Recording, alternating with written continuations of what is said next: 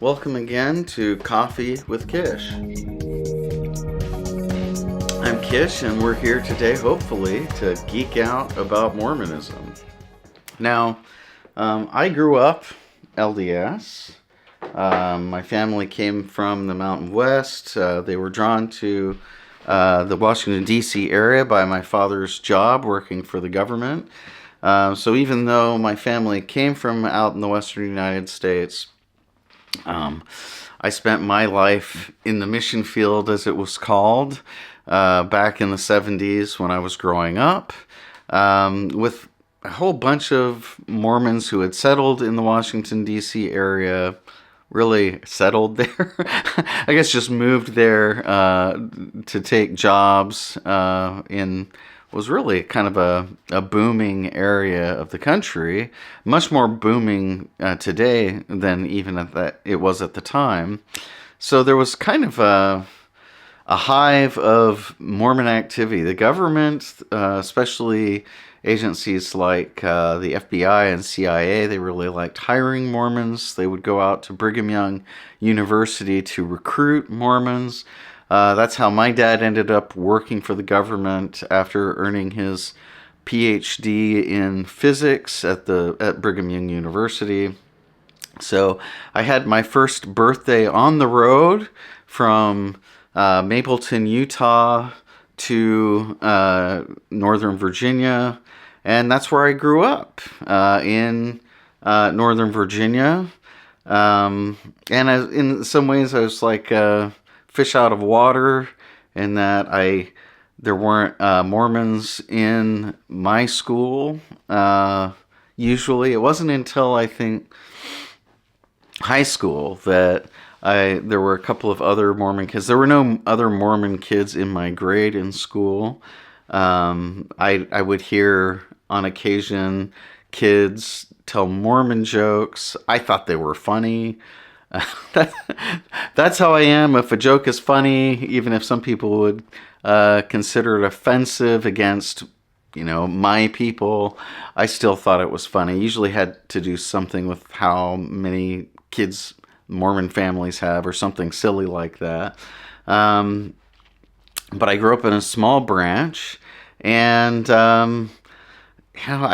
little did I know, though, that growing up in the very same area I grew up was my friend, lifelong friend now, at least since, not quite lifelong, but since we met after our missions, Don Bradley, a Mormon historian. Now, I'm not going to talk a whole lot about Don. He's been a dear friend for many years. He's an active member of the LDS faith. Temple recommend holder. He does a lot of good work these days in his scholarship.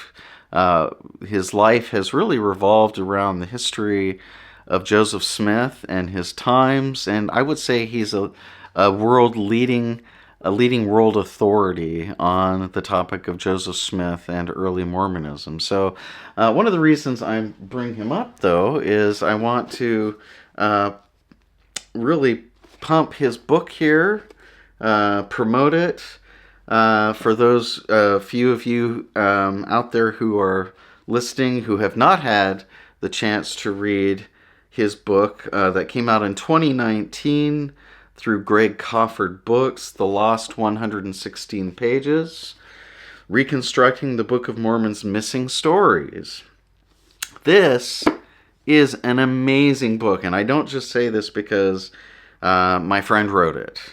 I'm just lucky enough to have the kind of friend, and I say lucky in capital letters, the kind of friend who could write such a book. I mean, he's a much better historian than I am, and really knows his topic like the back of his hand. In fact, as you know, recently he was on Christine and Chris Blythe's podcast, Angels and Seer Stones, talking about treasure digging. So, and he knows that. I was listening to that podcast, learning all kinds of new things about Joseph Smith's treasure digging that I didn't know before. And I would say I have spent a good amount of time looking at that stuff and reading the articles about it, but Don knows more. He's done a lot more research. He's done in-depth work on that, and he knows it, and he can talk about it in a way that I think is illuminating to people both inside and outside of the LDS Church, just people who are interested in that history. And I really gained a lot by listening to his appearance on that podcast. Well, this is one of the most amazing mysteries in early Mormonism. So, Joseph Smith is shown the location of these gold plates by an angel. And I've talked about how this comes about in the context of his treasure digging, but the degree to which it's an outgrowth of that or something separate will depend on your perspective. Anyway, and he starts translating this book by the gift and power of God. So, in essence, he's looking at the plates or looking into his seer stone and seeing a translation of that, and it's a translation that's coming about through revelation.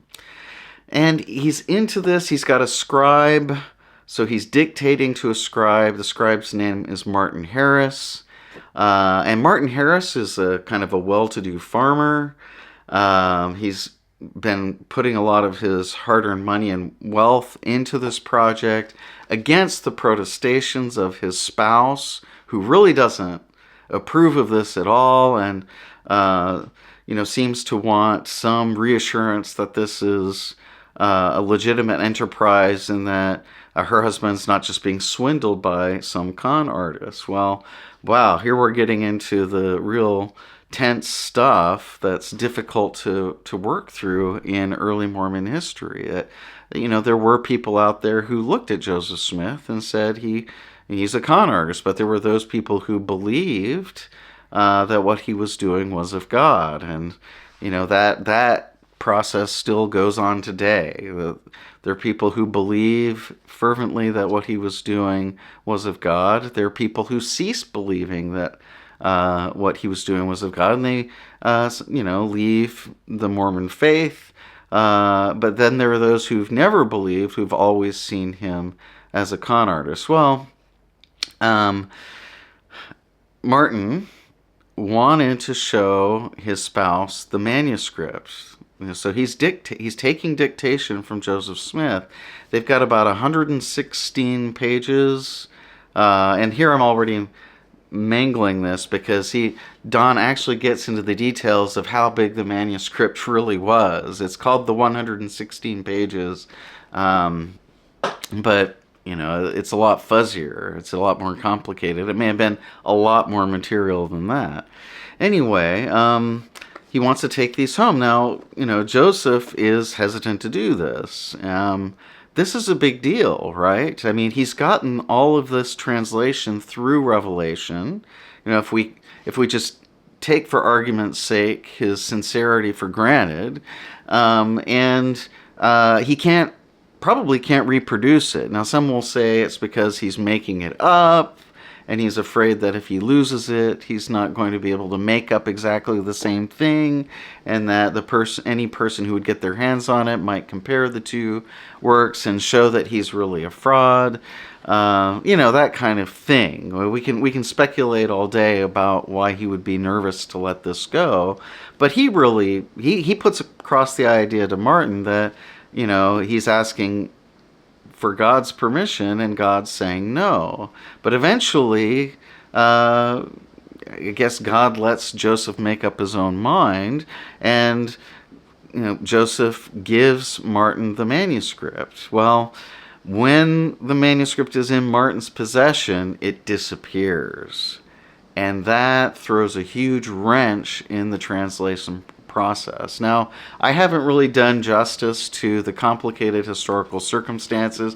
That's why you need to read this book. And I will admit, it's been a couple of years since I read the book, so I'm not fresh on the details. All I do know is that I found almost every paragraph chock full of interesting evidence, things I hadn't understood before, new perspectives, and I think it's the kind of thing that, if you're interested in Mormonism, if you're a Mormon studies geek, if you're a member of the church who wants to know more about the Book of Mormon, early Mormon history, this is the book. This is a book that you really have to read.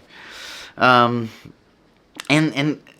so the manuscript is lost. It's never found. And Joseph Smith never retranslates the same material. And some people who are critical of him will say, well, that's evidence that he was making up. He's a fraud.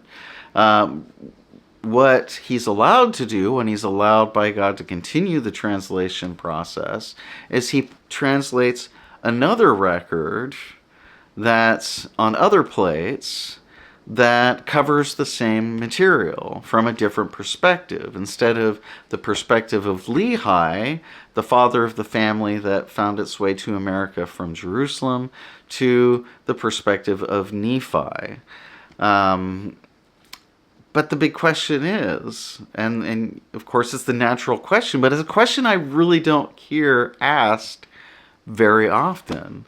Okay, so those were obviously different stories a little bit. Even if they look something like, they're going to be different. So what was in those lost pages? You don't hear that all the time, because people are focused on the process of the Book of Mormon we have and what we have access to. So, you get the idea of, maybe that's what God wanted to have happen. This is the scripture, and so let's just move forward. This is the sacred book that we have. This is the Word of God. But, Don, being the historian he is, he's asking those questions. I think a good historian is a person who knows how to ask really productive questions of their material, and that's the kind of person that Don is. So what does he do in this book? Well, he gathers together all kinds of witnesses and testimonies from the 19th century, where the material in that lost manuscript is discussed. And he puts it together to come up with a kind of guesstimation, you might say, but one that's informed by the evidence for what the lost 116 pages had. What was the story there? And let me tell you, it's some pretty mind-blowing stuff. Now, he doesn't really get into this. He focuses really, a lot of it's on the sort of the Hebrew typology that's present in the Book of Mormon and in this lost text. So, for those people out there who are critical of the Book of Mormon, a lot of people will say, "Well, this is boring stuff." Who'd want to read this boring stuff? They get into it, they're like, "Ugh." It has, and it came to pass, and it came to pass, and it came to pass. It almost became a running joke at the time that, it's and it came to, it's the old "and it came to pass" guy, so you might not find it scintillating reading.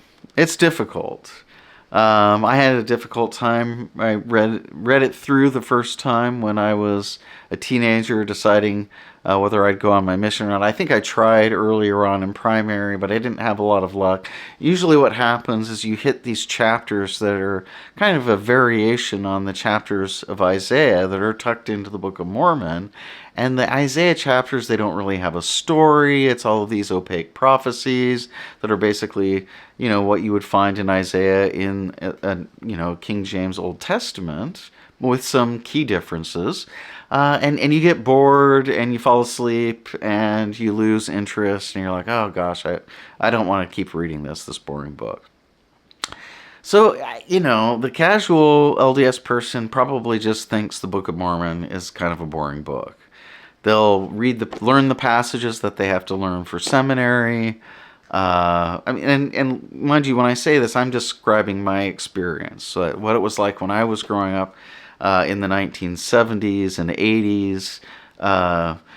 in the church as a primary student, as a little child, going to Sunday school, going to my classes, learning, getting a copy of the Book of Mormon, trying to read it, and being, as a little child, kind of bored out of my mind by this thing.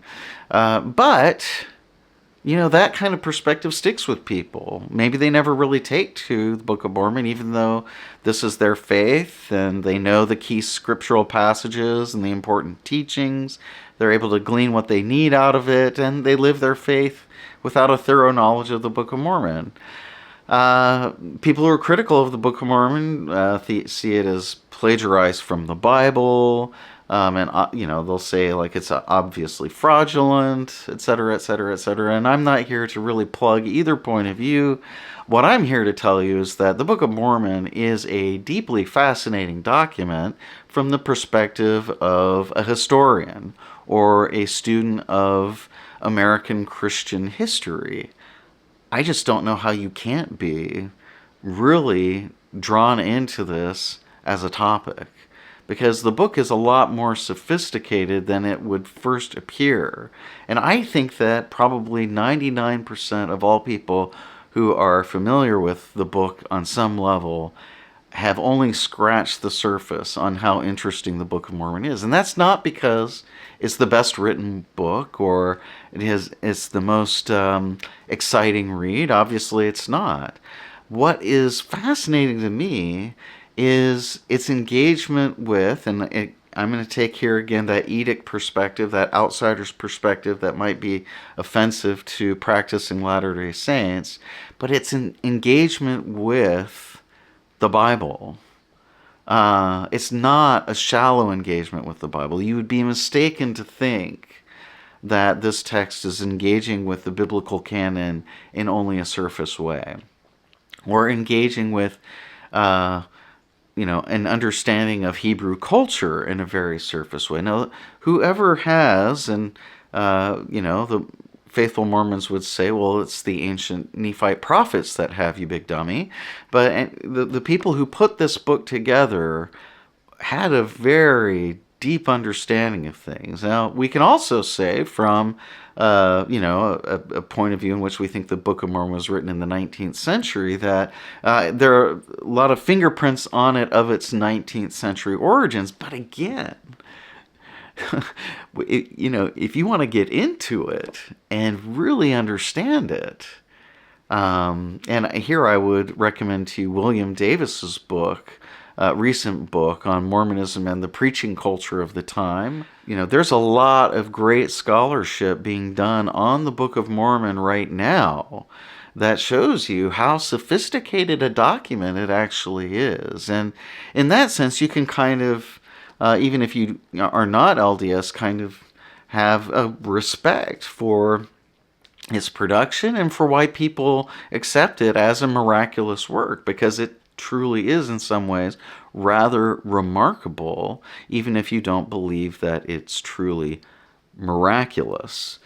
All right, so so he gets into some of the Hebrew typology, Hebrew festivals, and how they work with the organization of the narrative and the events that occur. And so it's pretty deep. It's deep. I would almost say that it's like sort of like a Hebraic esotericism that's going on here. That someone who's a real deep student of the Bible and of Hebrew culture has applied that knowledge to the composition of the Book of Mormon, whoever you think that was. All right, but the other thing, he doesn't get into this as much here, but one of the things that fascinates me from my perspective is that it's very clear, and I've been kind of blown away by this in, over the past, decade and a half or so. It's really clear from the material in the Lost 116 pages that you're seeing references to temple worship.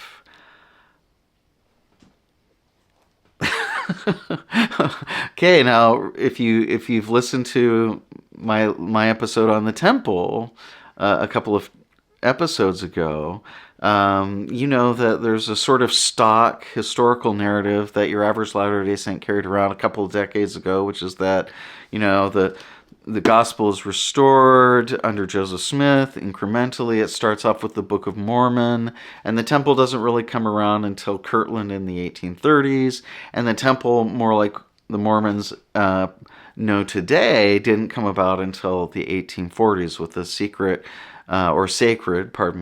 rituals that we now have. The sacred rituals of today are closer to the Nauvoo, certainly, than they are to the 1830s Kirtland version. Now, that's the standard understanding. Garden variety, not very deeply digging, lazy Latter-day Saint, I guess. President Nelson said something like that. Lazy learners, lax disciples, something like that. Well, you know, okay, fair enough. But you dig into it. You dig into the history, and let me tell you, the temple, and this is something that Don Bradley's research has pulled out, the temple in some form is there from the beginning. And temple worship that looks more like what Mormons did in Nauvoo is there in the lost manuscript in the 1820s. And I'm sorry, but that's kind of mind-blowing. There are lots of interesting implications, ramifications, what have you, to that. Anyway, so if you want to start digging into that kind of stuff, if you want to see some of the mysteries solved surrounding the Lost 116 Pages, it's Don Bradley's The Lost 116 Pages, Reconstructing the Book of Mormon's Missing Stories, Greg Cofford Books, 2019. I hope you can still get a copy. There may be used copies around. And when you get it, stick with it. Read through it. Read the footnotes. He put years of work into this. He's a very careful scholar. There's blood, sweat, and tears in this thing, and it really shows in how well done this book is. So I'm excited about this book. I enjoyed it a lot. I recommend it to you if you like to geek out on the topic of Mormonism, particularly the earliest developments in Mormonism. Before the Book of Mormon, the Lost 116 Pages, what was in that missing manuscript that, man, if we could only find, it would be a huge discovery for Mormon historians and probably change our understanding about a lot of things. Well, the second best thing is to get this book. So congratulations to Don. I know I've congratulated him years ago when it came out, but this stands up well as a useful book for students of early Mormonism and the Book of Mormon. So thanks again for joining me. This is Coffee with Gish. It's always good, always delicious. Hot or lukewarm or cool. I just love coffee. So have a great day. Subscribe, please. Like the video. That would be helpful for me. But most importantly, I hope to see you next time.